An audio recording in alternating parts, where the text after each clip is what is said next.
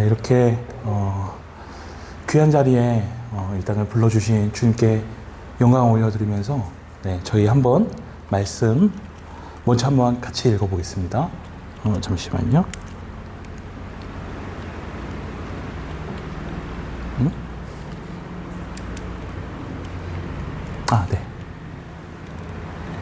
네, 이 세번역 성경이어서 혹시 글씨가 다 보이시나요? 네, 고린도 후서 12장 7절부터 9절입니다. 혹시 안 보이시면 성경으로 보셔도 되고, 제가 글씨체를 좀 더 크게 해왔더라면 여러분이 보셨을 텐데, 오늘 인지했으니까 다음에 혹시 또 올 기회가 있으면 제가 아주 크게 만들어 놓겠습니다. 좀 떼고 붙여서 이렇게. 제가 목소리가 커서 아마 좀 이따가는 좀 이렇게 떼도 잘 들리실 거예요. 저희 말씀 봉독 다 같이 저 한 구절, 여러분 한 구절 하고 마지막은 다 함께 봉독하는 걸로 하겠습니다. 제가 처음 읽겠습니다. 내가 받은 계시나 너무나 크고 놀라운 것이기 때문에 하나님은 내가 너무 교만해질까 봐 내 몸에 가시 같은 벌을 주셨습니다. 이것은 내가 교만하지 않도록 나를 괴롭히는 사탄의 사자입니다. 하나님 분이 내게서 떠나게 해달라고 3번이나 주님께 기도하였습니다. 네, 같이 읽겠습니다. 그러나 주님께서는 내 은혜가 너에게 충분하다. 내 능력은 약한 데서 완전해진다라고 말씀하셨습니다. 그러므로 나는 나의 약한 것을 더욱 기쁜 마음으로 자랑하며 그리스도의 능력이 나에게 머물러 있도록 하겠습니다. 아멘. 네, 저는 잠깐 제 양력을 소개하자면, 저는 청년 때 예수님을 믿었습니다. 모태 신앙이 아니라 군대를 제대하고 나서 이제 예수님을 믿다 보니 제 주변에 믿지 않는 친구들이 참 많아요. 저 너무 좋은 사역자죠. 전도할 양들이 많으니까. 실제로 저는 술을 먹지 않지만 술자리에서 전도한 친구도 지금 모교에서 잘 정착해서 신앙생활하고, 주님이 좀 그런 통로로 많이 사용해 주신 것 같아요. 그래서 여전히 좀 친구들이 전화를 걸어요. 가끔씩 밤에. 그 친구들의 시작은 12시부터잖아요. 그 밤. 12시부터 이제 시작을 하니까 주로 얘네가 이제 한잔하고 좀 감정적으로 뭔가 파고를 칠 때가 한 3, 4시인가 봐요. 3, 4시에 전화를 합니다. 그럼 두 부류예요. 하나는, 야, 현무가, 나 여기 뭐 가능동 어디 왔는데 여기 맛있는 데가 어디야? 맛있는 거 물어보는 거. 두 번째가 자기 하소연 하려고. 그렇게 막 자기 하소연을 해요. 막 전 못 알아듣겠어요. 솔직히 잠결을 받아가지고. 그래, 힘들었겠네. 전 눈 감고 봤거든요. 근데 막, 고맙대요, 저한테. 내가 뭘 대단한 얘기를 해줬나? 왜 고맙다고 하지? 그러니까 저는 그때 뭘 깨달았냐면, 얘네는 정답을 원한 게 아니고 자기 얘기를 들어줄 사람이 필요하구나 라는 마음을 많이 받았습니다. 근데 또 느낀 것은 뭐냐면, 한 친구가 있어요. 그 친구는 정말 열심히 삽니다. 9시부터 6시까지 일을 하고 집 와서 밥을 먹고 8시에 또 저녁 8시부터 또 일을 하러 가요. 지금 시간에 일을 나가겠네요. 그렇게 하면서 하루에 잠을 한 5시간 정도. 제가 그래서 하루는 물어봤어요. 그 친구한테. 너 왜 이렇게 열심히 사냐? 그러니까, 야, 불안하잖아. 나중에 잘 살아야지 라고 얘기를 합니다. 저희가 우리 삶을 돌아볼 때 때로는 우리가 열심히 사는 이유가 불안 때문인 것 같습니다. 우리의 지금 5분 뒤도 1시간 뒤도 내일도 우리는 삶을 모르잖아요. 그 불안이 현대인들을 열심히 살게 하는 이유가 된 것 같더라고요. 그것이 참 마음 아플 때가 많습니다. 왜 불안할까요? 예측하지 못하는 미래로부터 우리는 불안한 거예요. 그렇죠? 그리고 우리가 삶을 살아갈 때 누구나 우리를 위축들게 하는 상황들이 있어요. 누군가는 건강일 수 있고요. 누군가는 물질일 수 있고, 누군가는 아무에게도 말 못하는 가정의 문제일 수도 있고, 여러 문제들이 우리 앞에 놓여져 있어서 우리를 위축되게 합니다. 저 같은 경우는 주로 위축되는 거, 여러분에게 뭐 솔직히 오픈하겠습니다. 예. 저 같은 경우는 위축되는 거. 내가 이 나이 때 이렇게 있는 게 맞나? 라는 생각이 들 때가 많아요. 그리고 이 나이 때 내 친구들 보면은 자기 집도 있는 것 같고 뭐 좀 이런 것 같은데 저는 뒤를 보면은 광야예요. 아무것도 없어요. 예. 저는 오직 주님밖에 없는. 주님 실제이나 어떨 때 보면은 좀 이게 저로 하여금 위축되게 합니다. 이것은 제 상황이고요. 또한 뭐가 있냐면요. 저희 얼마 전에 여러분 뉴스에 한번 팡 터졌던 그 전세 사기 문제 아시나요? 제가 그 피해자입니다. 제가 대전에 있었을 때 그 전세 사기를 한번 받은 적이 있거든요. 예. 제가 원치 않았지만 예측할 수 없는 상황이 땅 터진 거예요. 근데 여러분 진짜 웃긴 게 뭔지 아세요? 제가 대전을 왜 갔을까요? 제가 돈을 많이 벌러 갔을까요? 제가 뭐 이쁜 자매를 만나러 갔을까요? 아니요. 저는 거기에 신학교를 갔어요. 주님의 말씀을 공부하겠다고. 주님 위에 살아보겠다고 그 대전 땅을 갔습니다. 근데 대전 땅에서 전세 사기를 받은 거예요. 그 외에도 크고 작은 일들이 있었지만 결코 예수 믿는 저에게 그 많은 어떤 고통과 고난과 어려움들은 하나도 저를 비껴가지 않았어요. 자, 제가 저를 위해 살아갔다가 나를 보고 살아가다가 내가 받아들이는 고통이나 고난은 그래, 내가 너무 나를 위해 살았구나 라고 할 수 있어요. 근데 이상한 거, 예수님 잘 믿어보겠다고, 예수님 전해보겠다고 간 대전 땅에서 왜 나는 전세 사기를 받았는가? 왜 그것을 당했는가? 왜 크고 작은 그 문제들은 나를 비껴가지 않는가? 예수 믿는 사람을 비껴가지 않는가라는 질문이 들어요. 우리는 삶을 살다 보면 나 예수님 위해서 주일도 나오고 수요일도 나오고 여러 가지 섬기고 했는데 왜 많은 문제들은 날 비껴가지 않지? 라는 질문이 모든 그리스도인들에게 듭니다. 근데 여러분 그거 아세요?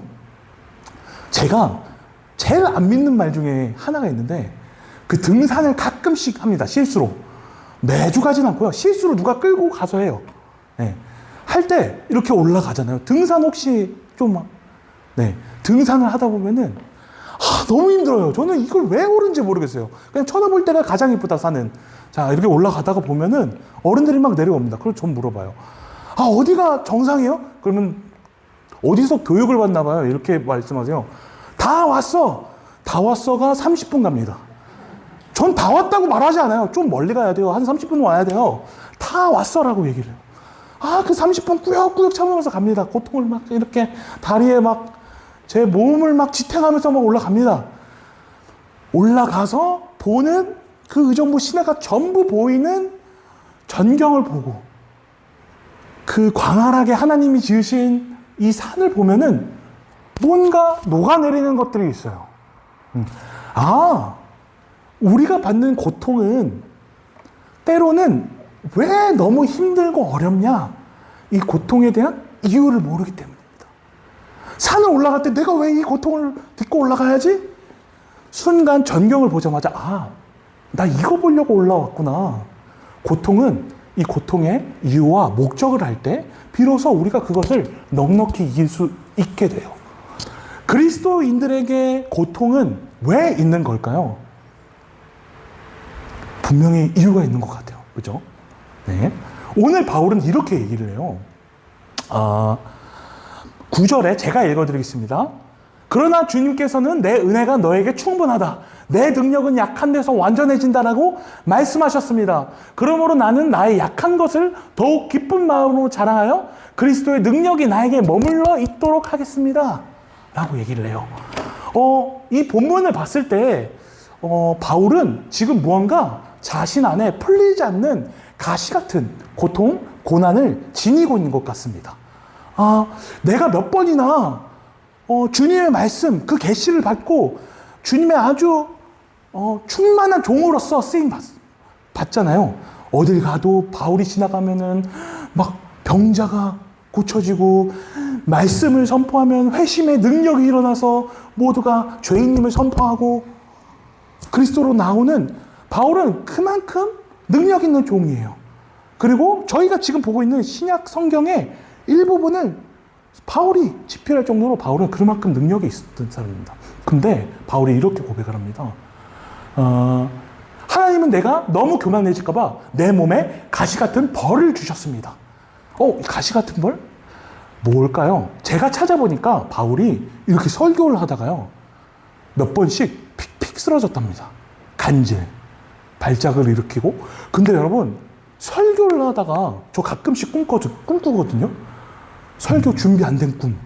갑자기 조사님 막 설교입니다. 나 설교 준비 안 되는데 막 올라갔더니 내가 바지를 안 입고 있고 막 이런 꿈을 가끔씩 악몽을 꿔요. 사역자들은 막 픽픽 쓰러지고 그런 꿈을 꿉니다. 근데 바울은 설교를 하다가 정신을 잃는 거예요. 이게 사역자로서 얼마나 큰 리스크예요? 막 설교를 하다가 갑자기 넘어져서 쓰러지고 막 발작을 일으키고 너무 수치스러웠던 겁니다, 바울이. 주님, 아니 이게 말이 돼요? 이거 벌이잖아요. 바울이 이렇게. 아니 저 주님의 종입니다. 주님의 말씀 전하려고 이곳에 섰습니다. 근데 왜 제가 말씀을 전하다가 쓰러져야 합니까? 이것을 3번이나 간청했대요. 근데 주님이 이렇게 말씀하셨답니다. 내 은혜가 너에게 충분하다. 내 능력은 약한 데서 완전해진다. 그러면서 바울이 그러므로 이렇게 고백해요. 나는 나의 약한 것을 더욱 기쁜 마음으로 자랑하며 그리스도의 능력이 나에게 머물러 있도록 하겠습니다. 자, 바울에게 있어서 이 간질은 자기의 자랑이 됐답니다. 왜 모든 사람들이 자신의 가시와 고난과 고통을 숨기기 바쁠까요? 그것은 자신의 수치이기 때문입니다. 근데 여러분, 그 고통을 들고 그리스도에게 나가잖아요? 이것은 우리의 자랑이 되는 것입니다. 바울이 오늘 그 고백을 하는 거예요.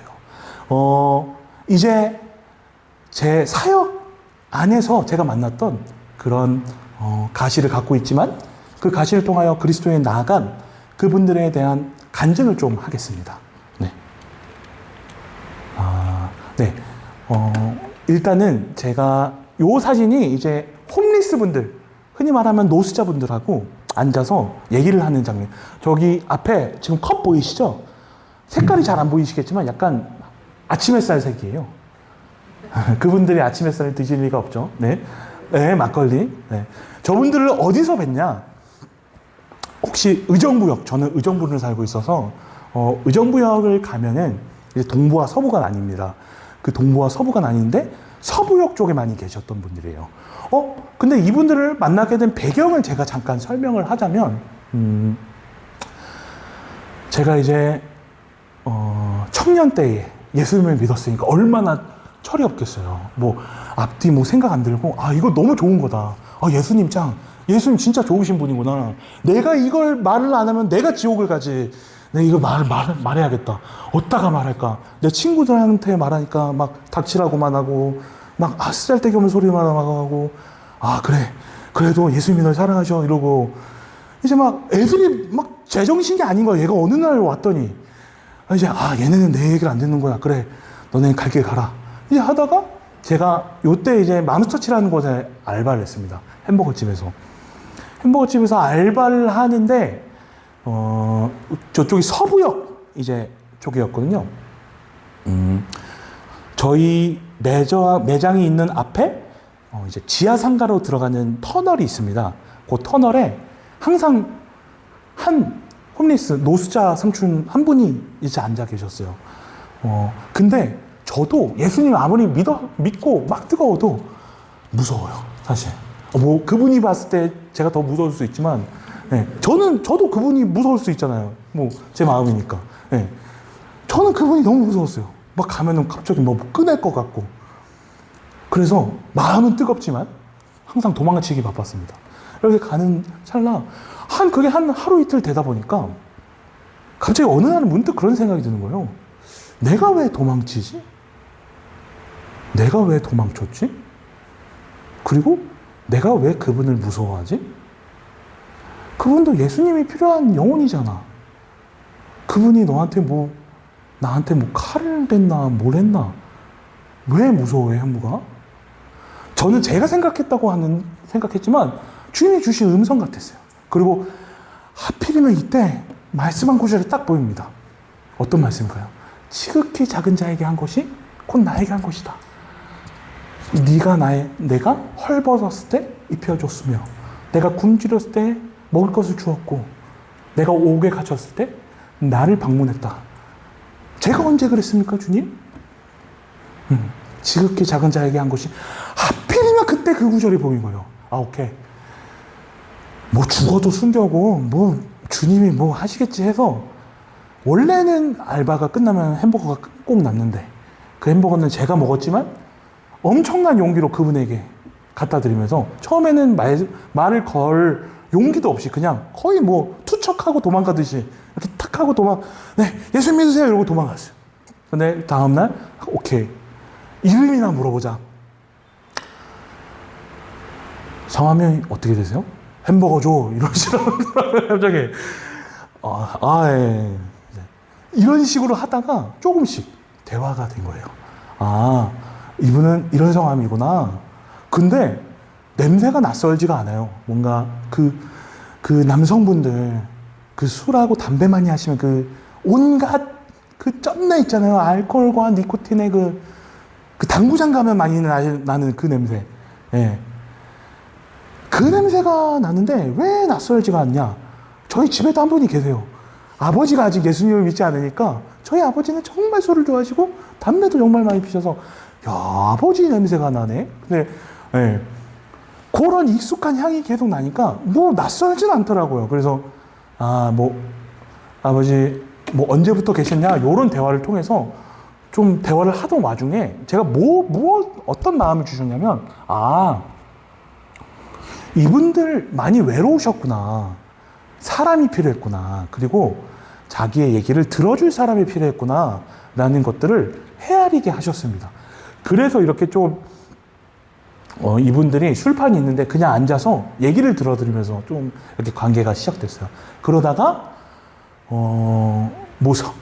예를 들어서 밥을 빌미로 제가 그냥 올 수는 없으니까 나 전도사니까 성경 공부를 해보자. 5주 동안. 이런 식으로 이제 성경 공부도 좀 해보면서. 네. 요거는 이제 한겨울에 이렇게 바람이 부니까 좀 바람이라도 막아보려고 저 가운데 주무시는 거예요. 노출된 그 주차장에서 바람만 저는 박스로 막은 채 주무세요. 한 동계 정말 춥거든요, 여러분. 최근 겨울 기억하시나요? 정말 추웠던? 그때 또 이런 식으로 계세요. 네. 이제, 제 거 아닙니다. 이건 설명을 드릴 거고요. 네. 네. 동계에도 엄청 추운데, 요런 데서 주무시는. 네. 근데 이분들하고 이제 관계가 시작되면서 이제 친해져요. 근데 하루는 이제 제가, 저도 사람인지라 일상을 살다 보면 좀 화나는 일들이 있잖아요. 화나는 일도 있고, 누구와 관계가 안 좋은 일이 있으니까, 좀 교회에서 못하니까 누구 욕을 좀 하고 싶은 거야, 이분들한테. 그 사람이 그랬대. 이분들도 저한테 그러거든요. 관계라는 게 결국에 누구 뒷담 까면서 좀 이렇게 친해지는 것 같더라고요. 이것은 내가 활용할 필요가 있겠다. 그러면서 저도 나름 제가 조금, 심한 욕은 안 하고요. 얘 때문에 좀 힘들다.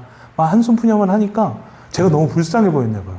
그러니까, 한참 이렇게 고민을 하시더라고요. 기다려보라고.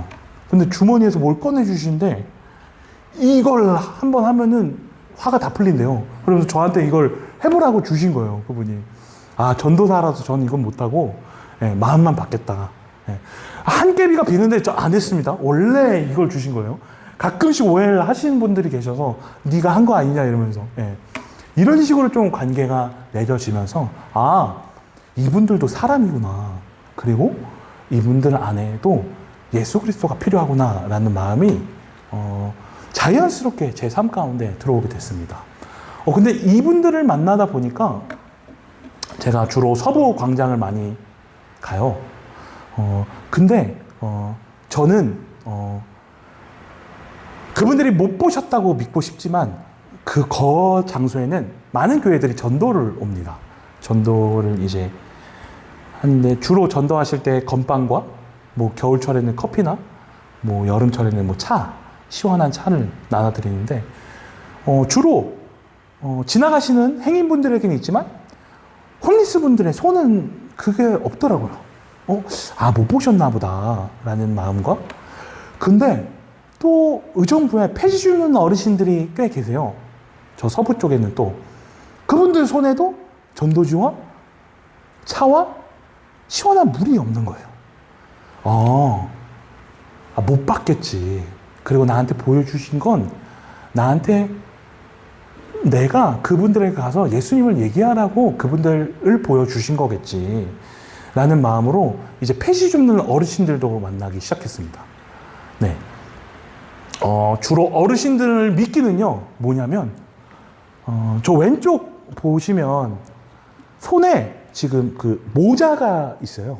그 꽃모자. 어른들이 정말 좋아하십니다. 저 꽃모자를. 네. 색깔별로 또 싸우시기도 하지만 저게 여름철, 이제 폐지 주는 어르신들은 이 햇빛이 엄청 올 여름도 엄청 여러분, 햇빛이 정말 장난이 아니었잖아요.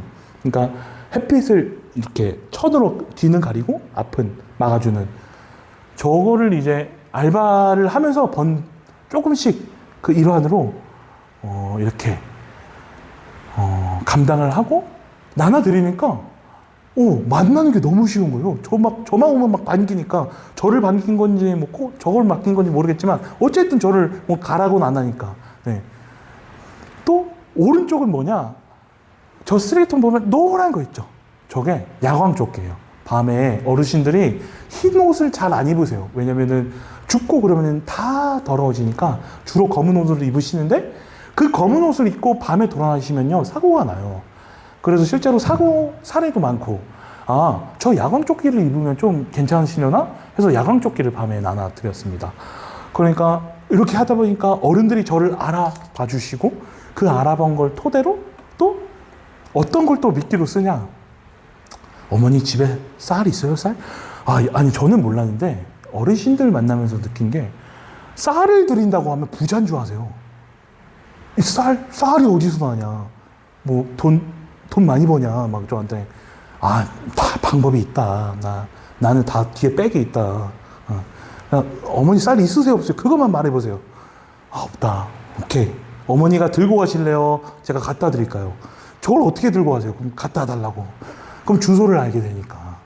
이제 그걸 토대로 그분들 주소를 알게 되고, 그냥 가끔씩 뭐, 배지밀 같은 거 들고 가서 또 얼굴 트고 하다가 또 성경 공부를 몇 번씩 했습니다. 요런 식으로 좀 주님이 이렇게 지경을 넓혀 주셨어요. 홈리스 분들을 만나게 하셨다가 또 어르신들을 만나게 하시고, 그 다음에 또 어르신들을 만나다 보니까 그 동네 또 어른들이 정이 그렇게 많으시잖아요. 하루는 저희 의정부에 달동네 같은 고산동이라는 동네가 있습니다.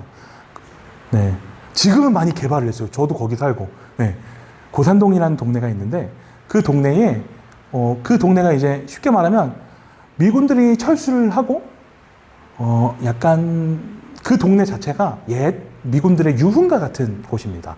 유흥가. 아직도 가면은 막 어떤 뭐 디스코 클럽 막 이런 데가 이제 간판으로 있습니다.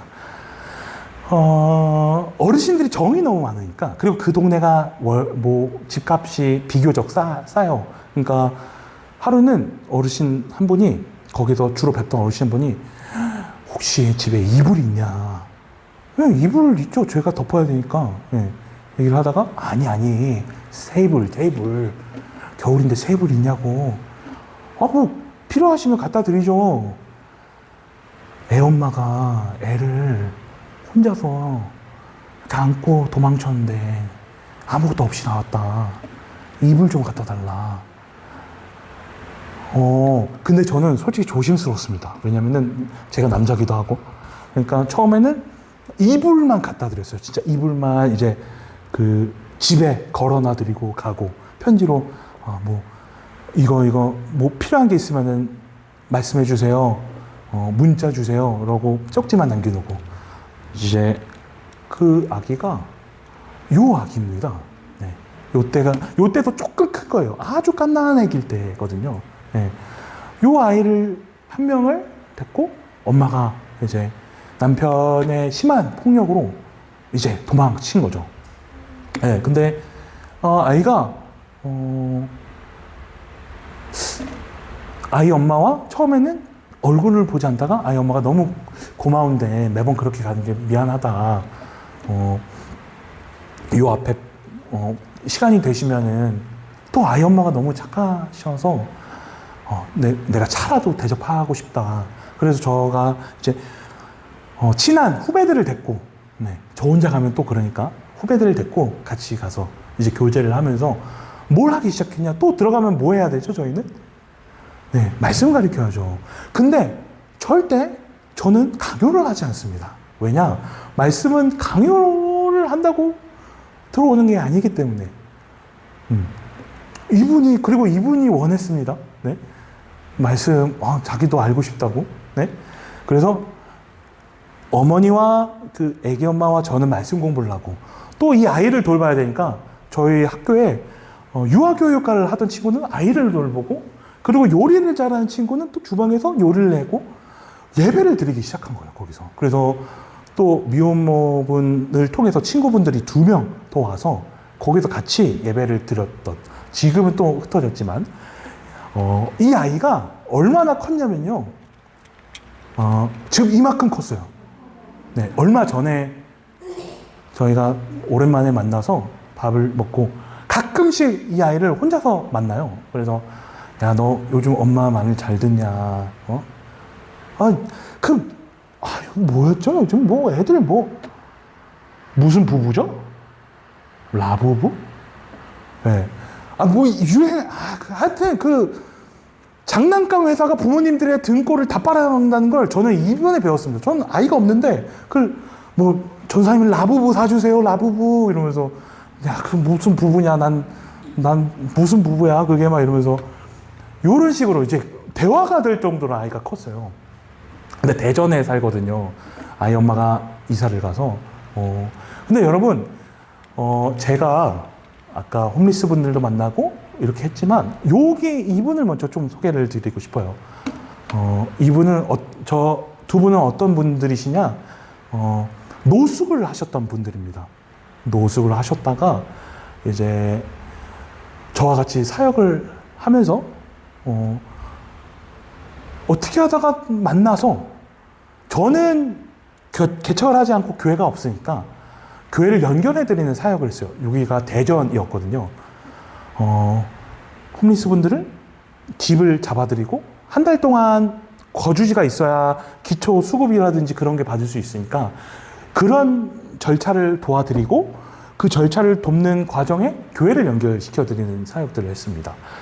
그러다가 이분들이 교회를 이제 나가기 시작하시고, 근데 너무 감사한 건 교회만 나가신 게 아니고 거기서 정말로 예수님을 영접하고 본인들이 그럼 앞으로 뭐 하고 싶으세요? 라고 물어봤더니 나 같은 사람들 만나야지 라고 해서 실제로 이분들이 평화의 집이라는 저기가 무료급식소거든요. 거기서 매일 밤늦게 술 드시다가 한 시쯤 일어나시던 분들이 매일 새벽 5시에 일어나셔서 저 나눔의 집이라는 무료급식소를 가서 본인과 같은 처지의 분들을 급식을 하고, 그것도 모자라서 그런 시설과 상관없이 대전역을 돌아다니시면서 너 이대로 살 거냐? 나 봐라. 나 예수님 만나고 이렇게 변화되지 않았냐? 너도 예수님 만나면 된다. 라고 집을 잡아드리고, 다른 홈리스 분들이 집을 잡아드리고, 거기서 또 교회를 연결시켜 주시고, 이렇게 사람들을 세우는 사역을 이 두 분이 감당하고 계세요. 예. 여러분, 한 영혼이 그 마음을 너무 잘하는 거야. 내가 저 길거리에서 봤지. 내가 저 차지찬 아스팔트 위에서 잡았지. 참 허망해. 근데 예수님이 날 이렇게 바꾸셨어. 그 예수님이 저 사람도 바꿀 거야. 라는 희망을 갖게 된 거예요.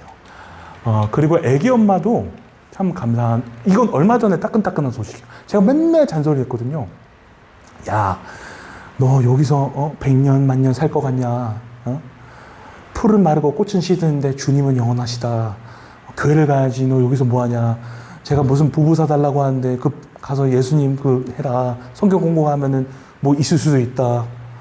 여름 성경 갖고 오면 뭐 상품을 받을 수도 있다. 막 이런 식으로 저는 어떻게 듣고 가만히 있으려고 꽂았는데 안 되더라고요. 근데 최근에 카톡을 하다가 이제 또 잔소리를 했어요.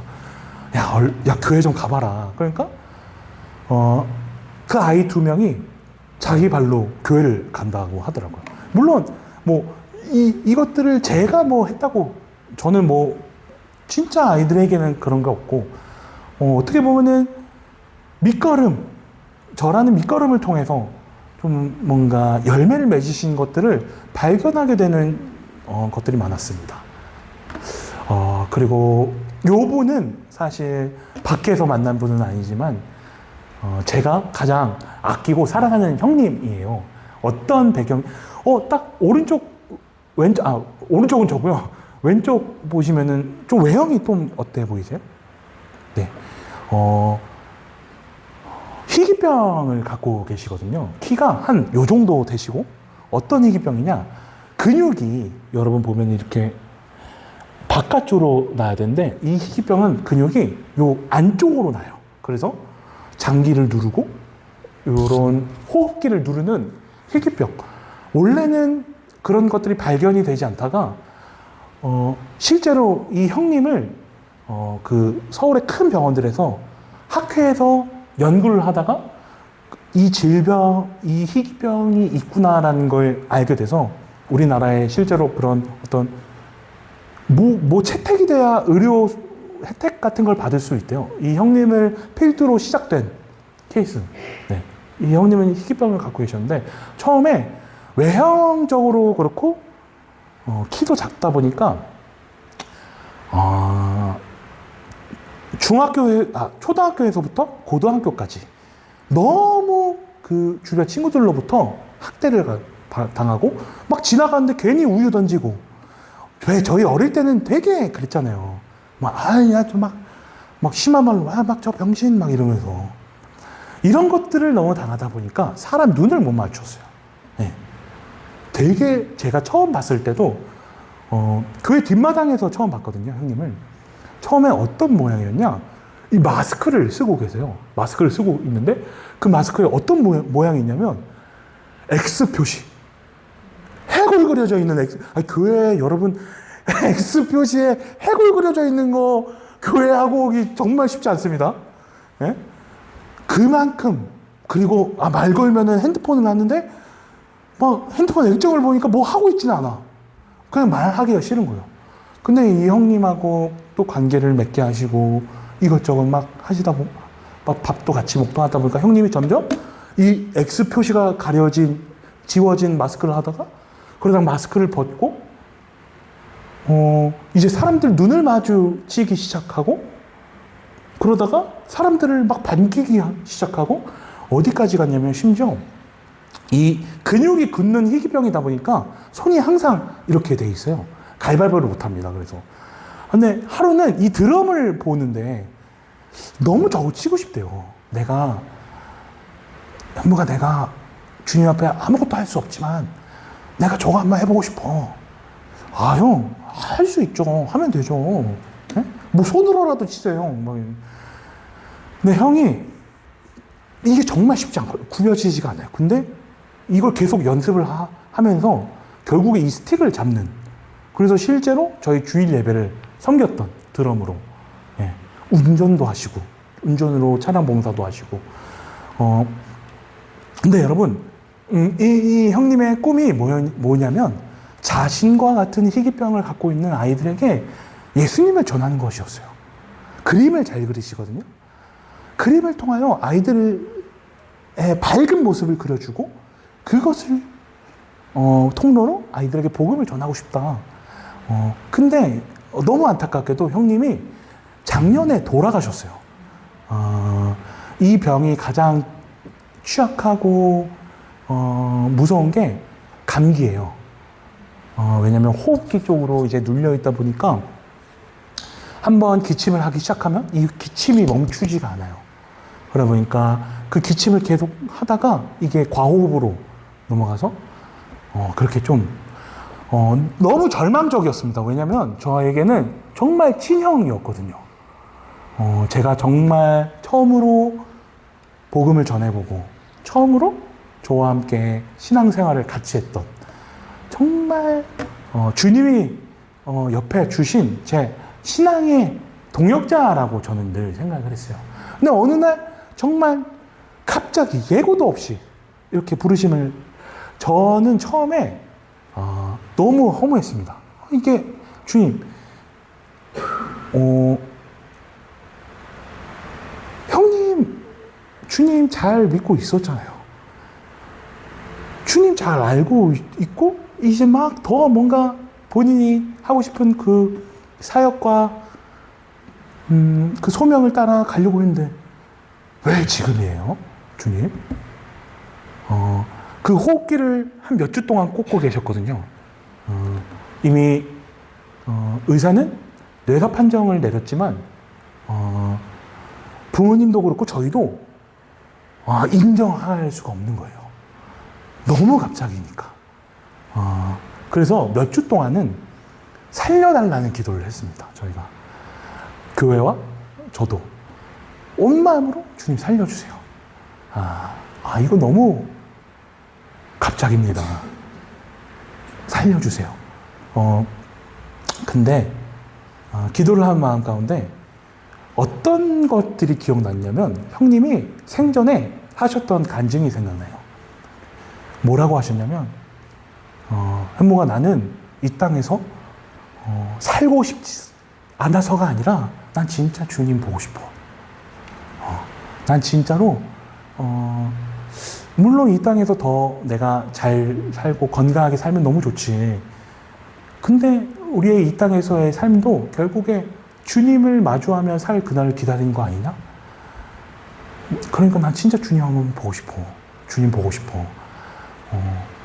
형님이 또래에 비해 이 병을 가진 사람들에 비해 오래 살긴 하셨어요. 그 병이 25이면은 원래 거의 평균적으로 25을 보는데 형님은 34까지 계셨으니까. 그러면서 저는 이 여정들을 통해서 주님이 나름 자신의 삶에 고통을 안고 사는 많은 분들을 보면서 무엇을 깨달았냐면요. 사람에게 고통은 피해갈 수 없다. 여러분, 고통은 우리 삶의 그림자와 같은 거잖아요. 내가 아무리 빠른 속도로 뛰어간다고 해도 그림자가 뒤쳐져서 오던가요? 아니죠.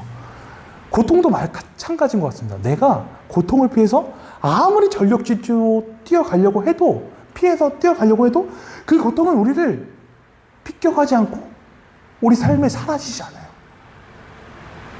그래서 많은 사람들이 이 고통을 마주하는 것, 이 고통을 피하고 싶어 해서 무엇을 선택합니까? 정말 제 친구처럼 열심히도 살아보고, 때로는 술에 정말 절여지도록 술을 마셔도 보고, 요즘은요, 여러분, 그 마약 문제도 있잖아요. 이게 정말 시급합니다. 네.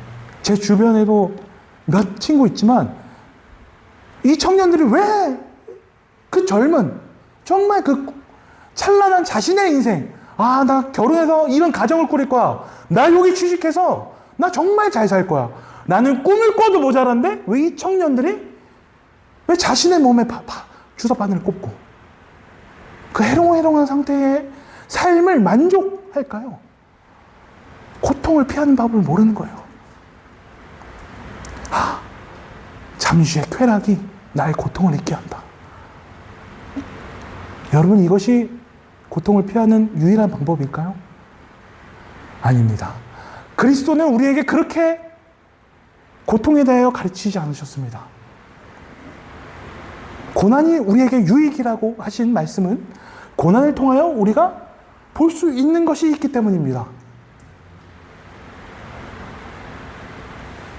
가난한 자들이 복이 있다고 말씀하신 예수 그리스도의 그 팔복선언의 선포는 그 앞에 있던 제자들을 향하여 저주하신 것이 아니라 정말로 가난할 때만 볼 수 있는 예수 그리스도가 있기 때문에 너희가 가난해도 걱정 마. 너희는 그것을 통하여 하나님 나라를 볼 거야. 여러분, 우리 앞에 고통이 두려우세요? 아니요. 우리는 두려워하지 않습니다. 왜요? 우리는 그것을 통하여 그리스도를 보기 때문입니다. 제가 앞에 설명드렸던 그 증인들이, 이 무수히 많은 분들이 그 예수 그리스도의 증인들이에요.